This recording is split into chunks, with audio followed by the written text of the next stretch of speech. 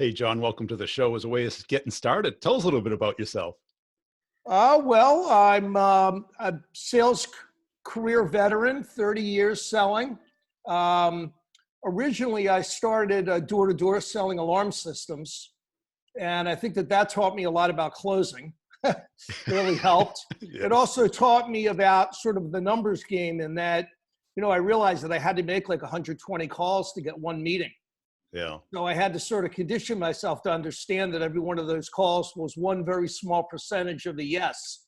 So I wouldn't get too frustrated. And coming right out of college, that was a tough thing to learn. And got my first job in the computer industry at a computer store. I went in there to sell him an alarm system. I sold him 3 of them because he had 3 stores. And he said, "What are you doing selling alarms for? You should be selling PCs for me." Yeah. So I said, "I thought you'd never ask," because I really wanted to be in the computer business, but I came out of I came out of college with a history degree, honors degree, but Roman history. And not many historian openings. No, not back then. I mean, back then, PCs were still 40, 50 pounds. Yeah. So, and they were just coming out. I never had a PC while I was in college. So, it was like, if you don't have a computer degree, you can't sell it. Well, I think that's a great point, because there's so many great salespeople who aren't in the right place. And I think you're right. Our careers have overlapped. And I remember you telling me you sold alarms door to door, and then you sold computers. How did you get into software? I got into software because after I was selling, when I started selling the PCs, I started selling local area networks to manufacturing companies. Yeah. I hooked up with a local consultant, and he taught me all about manufacturing, and I got my CPIM, and I went to work for a company called Basic 4, which was a big mini computer vendor back then, very different than the other ones because they offered software and hardware. Yeah. So this is back when hardware ruled the day and software was a waste of time. And Basic 4 had their own software. And shortly after going to work there, I met an independent software vendor and went to work for him. 3 people in the company. It was me, the owner, and a one-eyed programmer. That was it.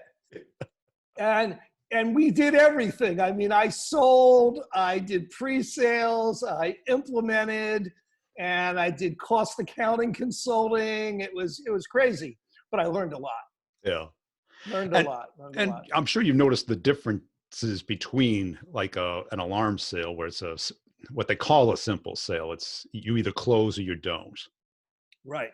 Versus enterprise, where there's multiple meetings. Oh, hugely different. Yes. Hugely different. But in the end, they have to trust you. Right. In an alarm sale, the reason they're buying is because they're afraid. They're not typically buying, "Oh, I need to go get an alarm." It's certainly after they got robbed. Yes. Is when and that's what we used to do, is we used to look at the police reports, and then we had to sort of finesse calling them and admitting that you're basically chasing the ambulance, but hey, I'm here to help. And if you don't want to do it, don't do it. Call your local police. They know me, that kind of thing. But they have to trust you because they're, it's their kids and their wife and, all of that. And it's the same thing, I think, in an enterprise sale now, especially because it's not whiz bang anymore. I mean, people are basically buying to solve problems. Those problems are costing them money. It's affecting their career. And they have to feel comfortable with you as a person, that you have their interests at heart. They know that you're there to sell stuff to them, right? But they got to feel that you have a moral compass that is driven by their needs. And how do you convey that? I don't think it's like something that you say. I think it's just the way that you are. Act. I think that you either care or you don't care. I think you either are collaborative or you're not. And the sales cycle is a long sales cycle, so you don't try and get it all across at one point. You just do what you do. And you maintain those relationships, because in the end, that's all we have are the relationships that we have with other people. And that's in sales, it's the same thing. Right. But for the people who are listening, do what you do, because you're, I think, the classic unconscious competent guy. Probably one of the most natural salespeople. Unconscious incompetent guy. Come on, man! You worked with me. I did, but I saw you in front of clients, and it was magical. Yeah. right? You Well, connect it I with think people. that people know that I want to help them solve a problem, and that if their problem is my problem. Right. You And I really think, have to look at it that way. And I mean, that's why you do research, and that's why you look into things outside of your own product set. You find out what their problem is, and you really make it your problem. and I think you also emotionally attach to solving it. Of course. Yeah. 'Cause I Of remember being in course. presentations where people weren't getting it. You would kind of become very animated. Yes.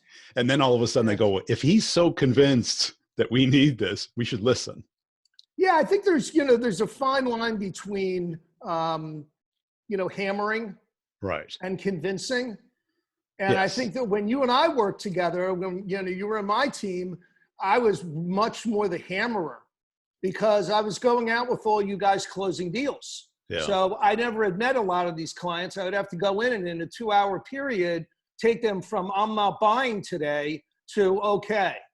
Yeah. And that was basically by reinforcing all the steps in the sales cycle, asking them about what had transpired. But if the rep had not done a good job of really fleshing out the problem and doing the research, well, then I don't have a chance of closing it. But if they did, we had several occasions where a guy would say, I'm not buying today. I'm telling you that right now. And we'd walk out with an order 3-4 hours later, but not because we closed them. Right.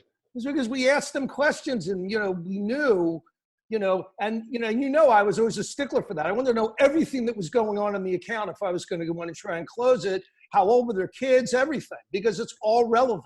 Yeah. Everything is relevant with selling to people. Yeah. In the end, I mean. And why do you always pick these hard jobs? You're like, I don't know why I pick hard jobs. I like new technology. I like new things. I like to introduce things. yeah. It's like when I started my nonprofit, and the guy that was going to do my pro bono legal stuff, my sister's a lawyer. She brings me into the guy that's doing the pro bono, and he says, John, I know you. You have ADHD. You're not, Mr. Organized. He goes, and now you're going to go start a nonprofit. What are you, crazy? He says, that's something that people just don't do. And I said, well, I'm going to do it. And he said, why? I said, because I believe in what is going on here. And if I need to call someone and ask them for money, I know how to do that. Yeah. And this is something that's really worthy. And, 16 years later, we're a relatively large charity. We've helped hundreds of kids. But I got to tell you, it was really tough. It is tough. It's tough because it was a new concept. We were helping a very distinct population of kids that most people don't experience, kids that are really, really troubled. And most people just didn't relate. And we had a really hard time. But we, in the end, we found our niche, and we've been able to help some kids, And, but I love new technology. I love the idea of solving a new problem. The challenge of it, or the competitiveness? The challenge of it, and just intellectually. Yeah. As opposed to being at a big company and trying to fit into the machine. Well, yeah. I mean, the last big company I worked for was Oracle, and that was in 1994. So I don't have a lot of experience anymore with, large companies. But back then, I was one of the first people selling Oracle manufacturing. Yeah. So I wasn't like a big company. I mean, I knew Ray Lane intimately. He was, he started the same day I did, and he was really into this application software. He thought it was the future, which it was. For Oracle, and I was one of 4 manufacturing reps that were brought on to start selling it. So it was really sort of a small company thing then too, Well, let's get a little bit tactical. What's your day-to-day approach look like? My day-to-day approach is defining the problem, finding the target email. It means they're really interested in business. A lot of times people will connect with me. Like I had a CIO call me out of the blue that said, I've been following you for years. And I'm like, oh boy, this is great. He's on my nonprofit board now. Nice. So and that's great. But it wasn't the reason that I thought, but people on LinkedIn, if they're interested in you as a person. Right. But it does provide you with an audience to be able to, it makes your prospecting efforts residual. You're getting a residual benefit, because even if you let's say you contact 100 people on LinkedIn, you send them a connection request. and you only get 10 connections. That's a great return. You know what I mean? Because you have now 10 people that whenever you post something, whenever you say something, whenever you want to state something to get, directly to them, you can do that now. Yeah. You have a lifeline to them. Well, that's it, because so much of what people sell today, it's not just do they need it or not, it's like, when will they need it? Exactly. When will that pain go from latent to active? Exactly. A lot like the alarm thing. And I bet in the alarm thing, you could sell the person who got robbed and the person next to them, right?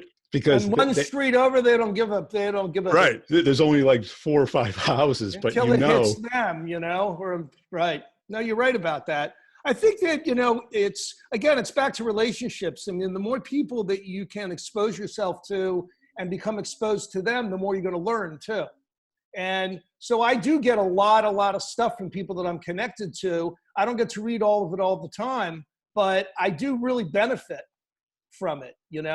I think that it's really helpful. That's it's not just like an outbound thing.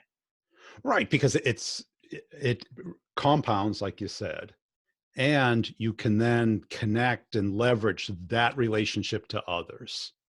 Yeah. And you can just call for advice. And you probably do get some word of mouth. I think that my network has served me extremely well over the years. Yeah. It's been helpful. And you got to look at it like a bank account. You don't put the money in just to take out. You put the money in there so it's there when you need it. Exactly. I have like over 15,000 contacts on LinkedIn. Yeah. And most of them are business oriented. Probably maybe a quarter of them are with my nonprofit. And then maybe another 60% are, the CIOs, CTOs, CISOs. Because, I had this consultancy where I was helping Israeli companies. So I was covering a lot of different places. I was doing like security. I was doing virtual disk. I was doing like a lot of different things. GRC for SAP. So, and that was really great because I got to learn a lot. I was always sort of like catching up on everything, but they're all related to those, either those or CIOs, CTOs, CISOs. So I think that when I post something, I get a lot of responses. And, one of the tools, if anyone is not using this tool on LinkedIn, they should be, which is Point Drive, because it allows you to package up your information in a way that it's just a link, and you can even include it on a connection request. And when people look at it, they looked at it. Yeah. And then you can have your SDR follow up. And how do you separate what you do versus what your SDR does? She's pretty much doing most of the LinkedIn stuff. Yeah. And then what we're doing is every day we get together and we look at all the new connections and we decide how we're going to approach those people. Some of them we're just going to approach by thanking them. Some of them we're going to approach by saying we have something relevant. If you're interested, let us know. You don't do a lot of a cadence with those folks, 1 or 2. You don't hound them. No. Yeah, you don't hound them and you don't do any kind of a cadence. But, if like later on we just came out with the cyber ops offering, I've got several hundred CISOs in my list, I sent like 25 out just to see how they respond. Right. It's a good thing just to see, hey, is this for real? Should I be spending a lot of time on this? So she looks at that. She looks at the ones that they looked at the point drives. How are we going to respond to those? And we go through them together. And we've been working together for about a year. Now she can do all the verbiage herself. But what we do is we get her on a Zoom meeting. We record the Zoom meeting. Yeah. And I say what I think she should be writing. Because remember, she's representing me. She's using my account. She is. She's John. Okay. So she's using my persona, and she writes a lot better than John does, actually. A better John than the John. Right, she's better educated than the real John. But she's done a great job, and she books really good appointment meetings. I mean, the meetings are high-end, because, the thing about LinkedIn is, when you're doing it outbound, you can decide who you're going after. Right. When you get this stuff in on the web, it's crap. I mean, it's just right. It's people looking at your content. Mostly in another country, mostly from another country. You know what I mean? And not necessarily the country that you were hoping for. No. And it's not, it's just, and those folks have a right to get information about the product that are technically oriented, and they should be looking at it and I think it's great, but it's not something I want my SDR wasting her time on, and I don't want to waste my time. Yeah. You know, I'm more thinking like, what are the problems that the product's solving that I'm not going after? What's the part of my database that I haven't reached lately that I can maybe offer something to? Yeah. You know? And what type of price point are you at? My price point goes anywhere from 100K a year to several million a year. Okay, so I have one OEM that is in the defense market that they're using our product now for every program that they do. And you're talking like a $5 million, it's like a NASA kind of thing. Right. You know? And we found them actually through LinkedIn marketing. We were looking on LinkedIn, and what we like to do is when people are promoted, we like to send them an email. And really the simple question is, now you're promoted, what are you going to do about it? You know what I mean? How are you going to make your mark? When you leave 2 years from now, what are they going to say about you? What's the project that they're doing? Because our customers have used our products to help make a name for themselves. And this guy, he did. And he called back and he said, you know, it turns out I'm responsible for building our internal products. And it sort of looks like maybe yours would just do as good a job. That way I don't have to write it. I can just enhance it. Yeah. That's what ended up happening. So how many deals do you need to do to reach your personal goal? Well, it depends on the size of the deals. You know, if I do a $5 million deal, my goal is done. There you you know, go. but I mean, I think I'm like everybody else. You know, if you can bring in between $1 million and $2 million in subscription fees a year, then you're probably on your number. I think that's what I see out there. Yeah. But so you know, it depends what your goals are too. My goals have never been, as you know, 100%. I used to scream at you guys when you would say, well, I'm on my number. I would say, that means you're off your number. Yeah. That means you should be fired. Well, you know? And what's your why? Is it the nonprofit, or is it just your personal? Why am I doing it? You know, why are you getting up every day and hitting it so hard? I'm getting up because that's a really good question, because I've had an interesting life in that regard in terms of wanting to get up. I think I want to get up because I just have a natural curiosity for the new day. Yeah. And I love the people that I'm with, and I love interacting with people. And nonprofit is part of it. I think the nonprofit was more part of it after my son's passed. It was something for me to really pour my emotion into in a positive way, rather than just running around going, poor me, poor me. Right. Because it's very easy to do that.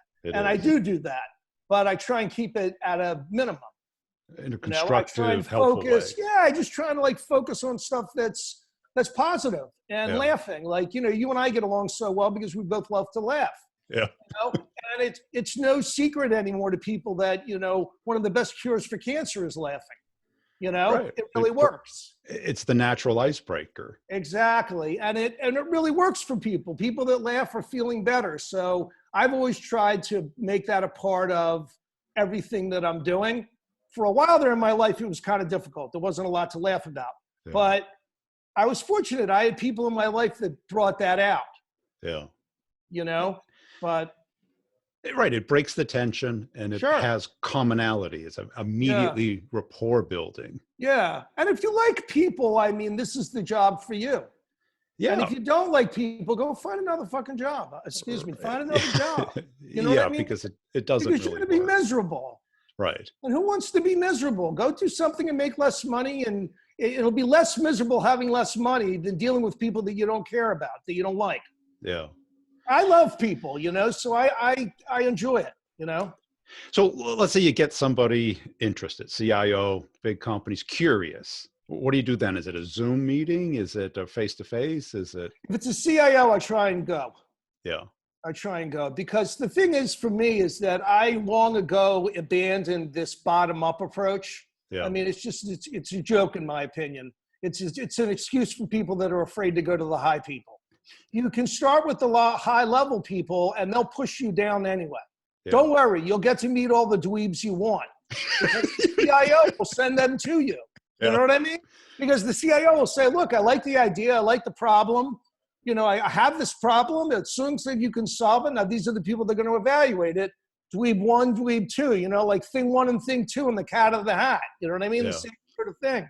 And so, but you want to be able to go back to that person eventually. Yes. Something goes to hell. If dweeb one and dweeb two just sort of stop communicating with you, where do you go? There's nowhere lower than dweeb one than dweeb two. Right. But in most companies, you know, the top level people don't go to the website and fill out a lead form. The dweebs do. Well, that's why I don't look at, that's why web leads for me are really not your thing. No, like the guy that, you know, this guy at this OEM, he was the CTO. Yeah. Probably got, you know, several thousand people in the group that he's CTO for. But, you know, so we start with him. Now, do we have to deal with a lot of technical people afterwards? Sure. Yeah, of course we did. I didn't really have to. It was mostly very, very technical stuff. But no, I believe that you target the person that is going to lose the most from the problem. And that's typically the C-level. Yeah. And was it the door-to-door stuff that gave you that confidence and resilience to be able to? Well, you know what I realized was I went for 6 weeks when I first started selling alarm systems. I couldn't sell anything because I was afraid to ask for the order. Yeah. I was really afraid to ask for the order. I thought it was impolite. My dad was a lawyer. Mom was an English teacher. How can I do this? How can I be so rude in someone's home? Blah, blah, blah. Now it's 6 weeks later and I'm starving. You know what I mean? Right. So now that things have changed a little bit, you know, and my girlfriend is like, when are you going to go sell something? You know, and it's like, so I went through my logical sales process. I did my alarm horn. I did all the stuff and blah, blah, blah, everything just like I was supposed to. And I looked at the guy and I said, so are you ready to buy? Basically. And I just said it like that. And he said, yes. There. And I realized, why haven't I been asking? Right. If you don't ask, you don't get an answer. Yeah. And I think a lot of people either do it too early or don't do it enough. Yeah. Because people need a little nudge to take that next step, whether it's buy or schedule another meeting or, you know, take some kind of action.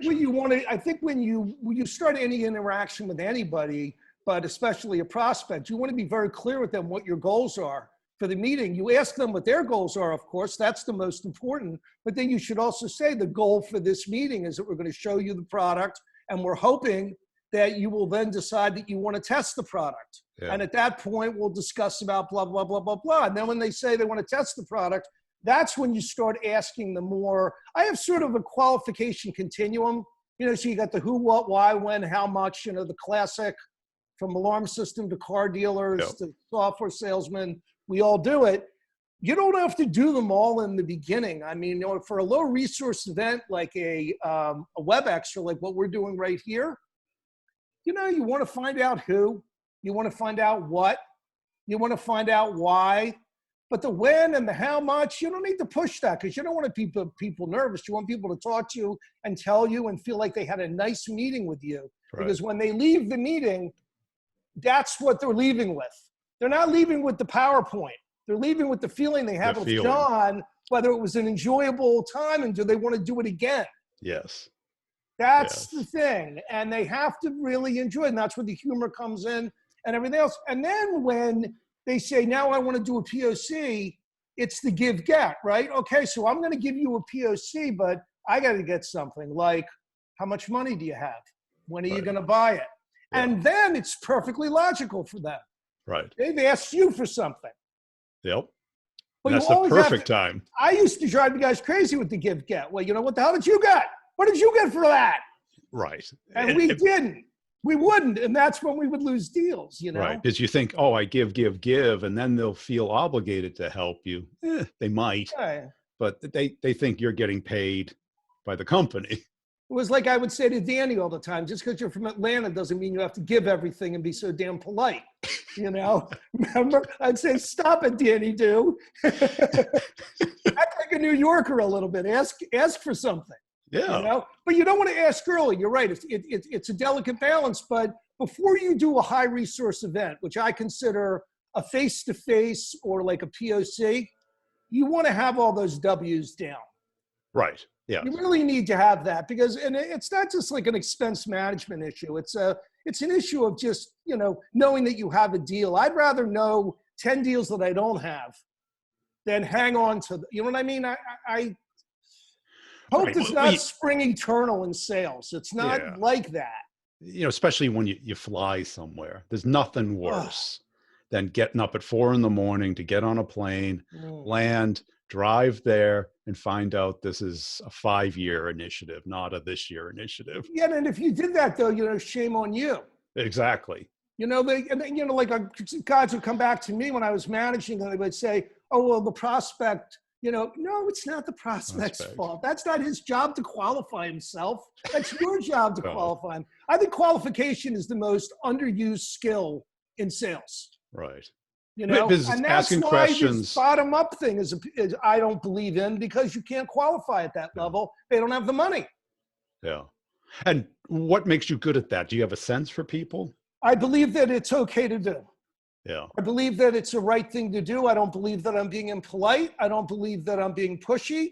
I don't do it in a pushy way, but I believe that I have a perfect right as a business partner to ask these questions. So I ask them. That's what I learned that night at the alarm. When I sold that alarm, I realized this wasn't a bad question to ask. So once I realized that I could ask that question, I started asking that question a lot. I sold a lot of alarms, and I would sell them fast. Yeah. Because it was that kind of deal, you know? Because in the complex, there's all these kind of little asset tests. Right. Right. Are they going to meet with you? Okay. If they're not going to meet with you, they're not going to buy. Of course. Yeah. Right. They don't take your call, they're not going to buy. But if they're going to meet with you, they certainly might not buy too. Right. And they do meet with you and they want to do a POC, but they're not willing to, you know, talk through the numbers or the timing or the real problem or the alternatives. Right. Well, when you go to do a POC and you tell them that you want them to do a statement of work and you want them to agree on that statement of work and you want an agreement on what their team is and what our team is and what the specific objectives are, and they don't want to answer all that stuff, that means that they're doing like a try and buy. You know what I mean? They're not, serious. You know, but the closing is so important. I mean, I just thought of like this time when I was younger, when I was working for Basic 4 and I wasn't making any money. And my wife said, you need to get money for Christmas presents. It wasn't like, you know, will you? It was like, go get it. So I went to work for a PC store and they were selling PC Juniors and MacBooks at the time. And what I would do is I just came in and I said to the manager, look, I'm a salesman. I know how to sell and I know about computers and I need to make money over Christmas. So basically what I would do is when people would come in is I would say, do you want a PC Junior or do you want a Mac?